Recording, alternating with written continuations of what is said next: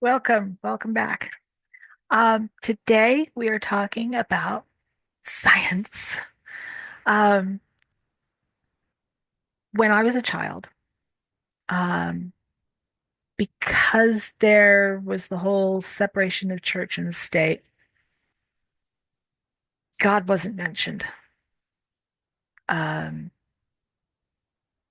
Evolution, creation, there's always been this big divide, and nobody wants to talk about it because then you're some sort of monster or extremist or some weird thing. But science and faith coexist. They can. They do. Um, so let's get into this. There was a scientist, Dr. Rosalind Picard. She's a professor at MIT, and she's a pioneer in effective computing. Okay, you wouldn't think that somebody like that would believe in God, which is silly if you think about it, because God is everywhere. But most people don't think about it. They don't, scientists, they're too logical. They don't believe in God. Well, that's not quite true. So Dr. Rosalind Picard, she said, I once thought I was too smart to believe in God. Now I know I was an arrogant fool who snubbed the greatest mind in the cosmos, the author of all science, mathematics, art, and everything else there is to know. That's a professor at MIT. And she's not just some schlub, right? Um, I'm involved in technology myself, but I would never claim to be a guru or an expert necessarily. Um, but this is a lady who's a professor at MIT. Just saying. And then you have Dr. John Lennox. He's a mathematician and a philosopher of science at the University of Oxford. And he speaks about the harmony between science and faith, and he argues that far from science having buried God, not only do the results of science point towards his existence, but the scientific enterprise itself is validated by his existence. And then there is probably one of um I don't know if he's the most famous, but he would be one of the most highly respected scientist, Dr. Francis Collins. He's a geneticist, and um, I believe he was on the Human Genome Project. And he believes scientific discoveries reveal the intricacies of God's creation. And he said that understanding the human genome is a way to appreciate the complexity and beauty of life, which he sees as a reflection of God's work. So those are really, really smart people, and I would hope, who believe in science. And more and more, you're going to have scientists who believe in God. Um, I believe because they're going to get to a point, they're doing all this research and they're going farther and farther and farther, nanotechnologies and um, AI and all of these things. And AI is a um, something I want to get into later, but um, Proverbs 25 verse 2 states, "It is the glory of God to conceal a matter. To search out a matter is the glory of kings." So what that's saying is that God could do anything, and he doesn't have to let anybody know he did it. But kings and those very important and learned people, it's their thing to discover it. Um, if you are looking at that, why can't you look at something like mapping the human genome as sort of paying homage to God? People are God's creation, and mapping it, you are getting to the details. And my belief is that everything is so complex and everything works together. So why is it that a scientist does not believe in God? I don't get it. I don't get it. I mean, I can understand, well, this math and, um, there's atoms and protons, quarks. Um, they've even gone past quarks now, and I don't understand the science necessarily. I accept that it is, but I also think, statistically speaking, and this is just statistically speaking, in my opinion, uh,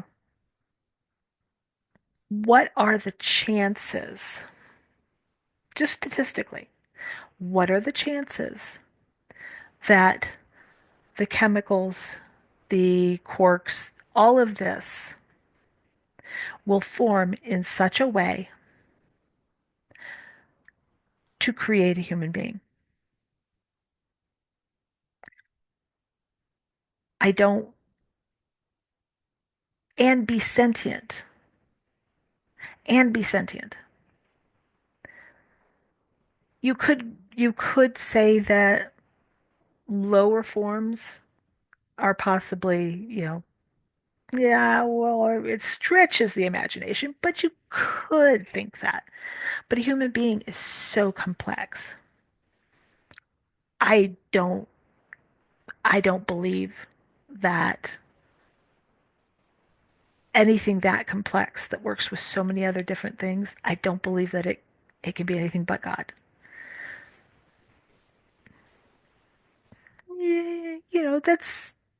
Yeah, somebody's going to believe it and somebody's not going to believe it, and that's fine. Um, Isaac Newton. Isaac Newton. Now, this is historic. So you could say, well, they just didn't know anything back then. Okay. Okay. He saw his scientific work as a way to understand God's creation more deeply. And he said, in the absence of any other proof, the thumb alone would convince me of God's existence. So that's, that all of this is like, okay, I can understand the science. You could explain the science to me. I would understand it. Um, that's fine. But yeah, that could happen. But is it coincidence? Because I don't really believe in coincidences. Coincidences. Is it? Um,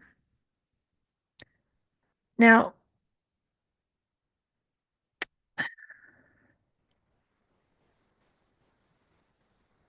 there are,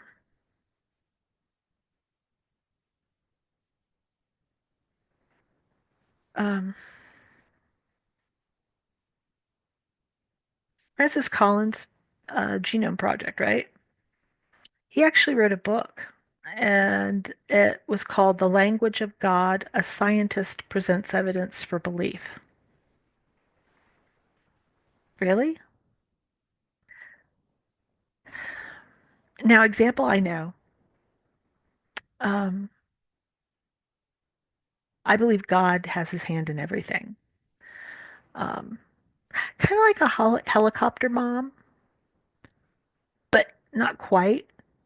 Helicopter moms are there to protect their children. God's there to teach his children, and he doesn't necessarily. No, let me change that. I'm not going to say he doesn't protect them. He does protect them, but he also knows what he's protecting them from. He's not necessarily protecting them from the most obvious things. So there's that. But so God has his hand in everything. He also has his hand in discovery. So picture this. Um, Dr. Russell M. Nelson, he's a surgeon, cardiothoracic surgeon, and he was part of the team that developed the heart-lung bypass machine. He performed the first open heart surgery west of the Mississippi and the third surgeon to perform an open heart operation successfully. Now, he wrote a book. He is the president of the Church of Jesus Christ of Latter-day Saints. So he is a man of faith. And he wrote one of the things that happened to him is he was, practicing, you know, cardiac surgery, and he was approached by a patient who also happened to be a patriarch in the church. And they said that I've been praying about this and I know you can help me. Now, he had um, an issue with one of the valves of his heart. He'd been turned down by every surgeon he had gone to. And he went to Dr. Nelson and he said, I know you're going to be able to do this. So he finally agreed that he would perform the surgery. He had not the first clue what he was going to do. Nobody had ever been able to fix this particular issue with the valve. Um, and I believe it was the valve was way too large, so it wouldn't function correctly. And nobody had ever had been able to fix this particular issue. He did not want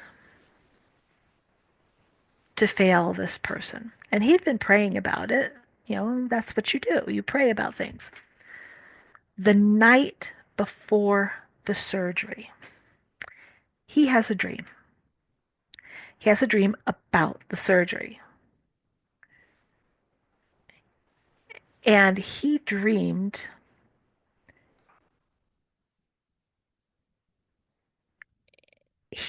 said his dream, and he believes it came from the Lord. And he said it was like looking at the technique being performed. He saw the diagrams with, where to place the stitches. And in the morning, he went into surgery. Now, mind you, the day before, he had no idea what he was going to do. And pretty much everybody in that operating room were like, nobody's ever fixed this before. What are you going to do? He went into that operating room and he did what he saw in that dream. And he actually saved the man. And years later, he used the exact same technique to fix the same issue in one of the leaders of the church.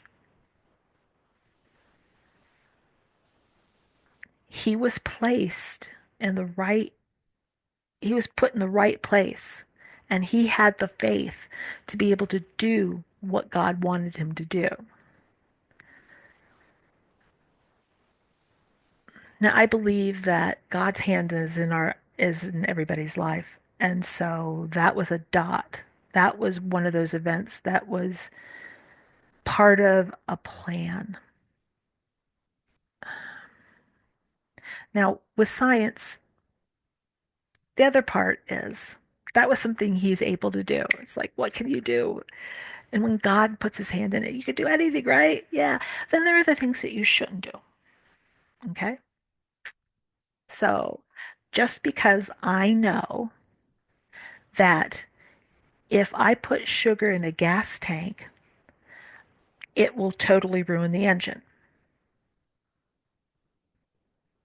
doesn't mean I should do it. Don't do that. Very bad. But knowing you could do something, knowing how to do something, and actually doing it are completely separate. This is a whole study called bioethics, and there are all different. There was even a movie with Sean Connery. I can't remember the name of it to save my life. And one of the things that he told about how he had been in the Amazon to do research, and he had a cold. And his simple cold wiped out almost the entire tribe because they didn't have immunity. And so they couldn't fight it off and they died. And yes, that was fiction, but things like that have happened. So you have to balance science and humanity. One of the things that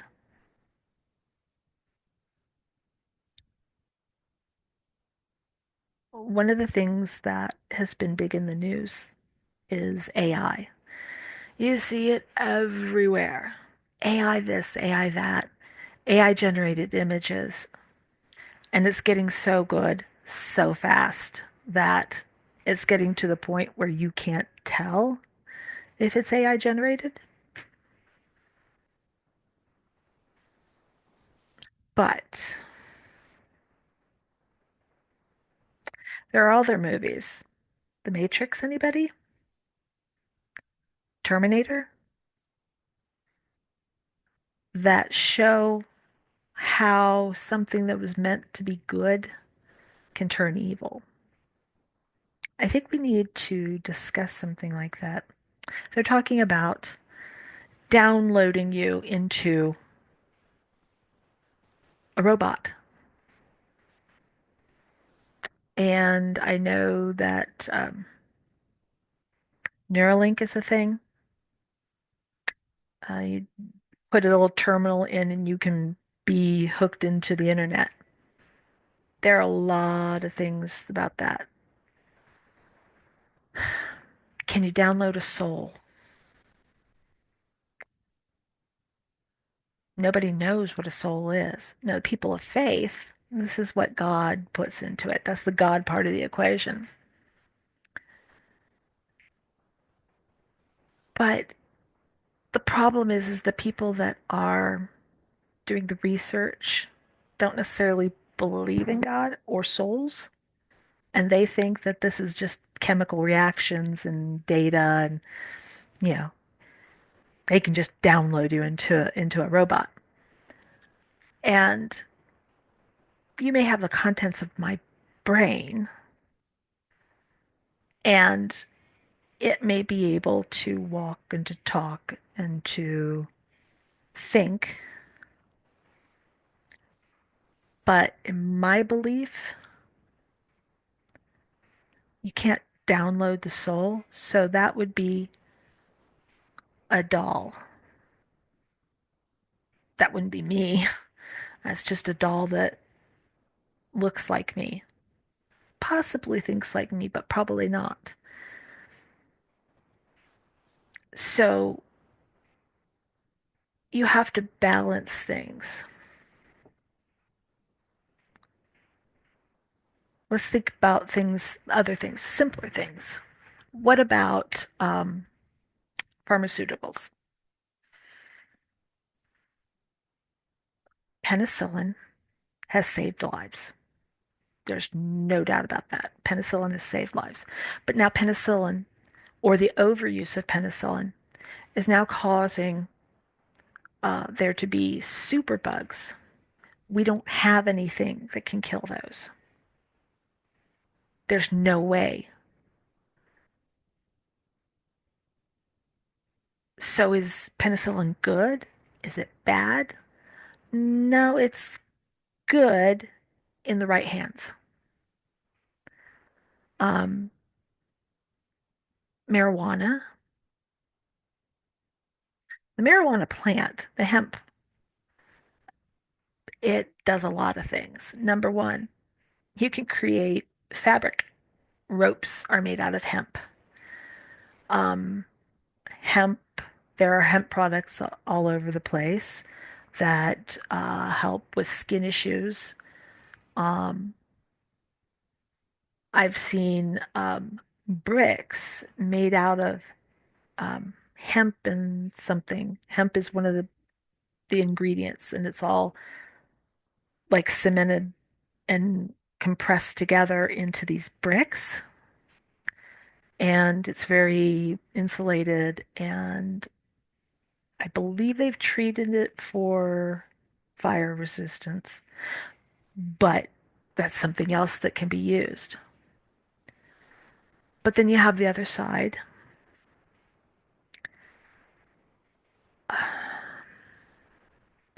Marijuana can help with pain that cannot be helped by anything else.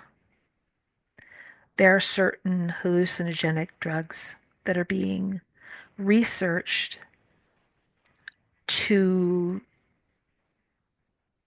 look for ways to use it to help with mental health issues. I believe DMT is on, there's a research project on DMT. Some of the anecdotal parts of it sound like it could be beneficial for certain people who cannot get relief any other way. Um, and then there's, I believe, ketamine is being used for mental health purposes, and they're specific and they are controlled. But DMT, shrooms, ketamine, Special K, are also used to get high. And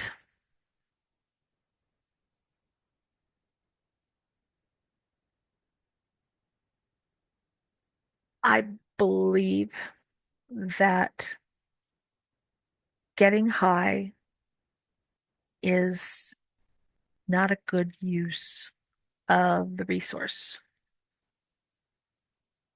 God sent us here to learn, and we're to be good stewards of the planet, which means that recycling, yes, that makes that's a being a good steward.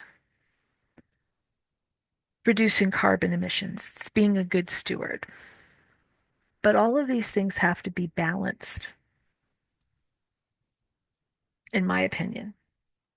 In my opinion, mind-altering drugs or alcohol or anything like that, there are better ways to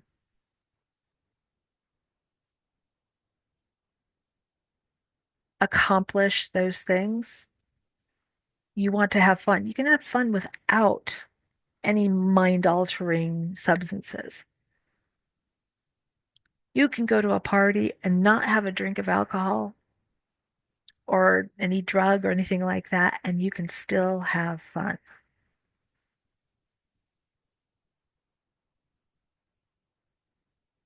And it's not necessarily a help. Big pharma, it's like, yeah, there are vaccines, and we have gotten rid of some of the worst things out there. Um, smallpox, um, polio, they're coming back through people who were not vaccinated. And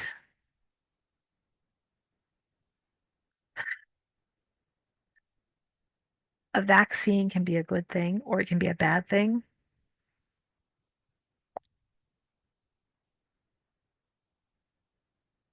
Medicine can be good or bad. Um, AI can be good or bad.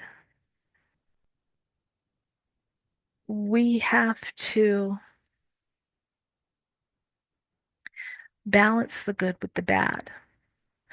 I don't want AI to try to make me live forever in a robot. I don't want that. Um, God put my soul in my body. You are not God. Um,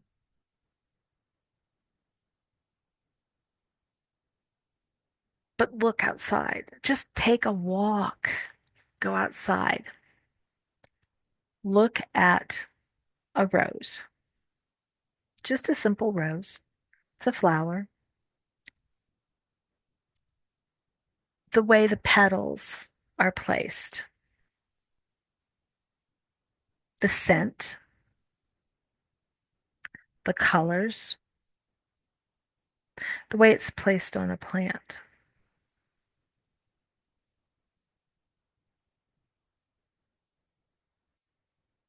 Could a human do that? Could AI do that? Would you want them to?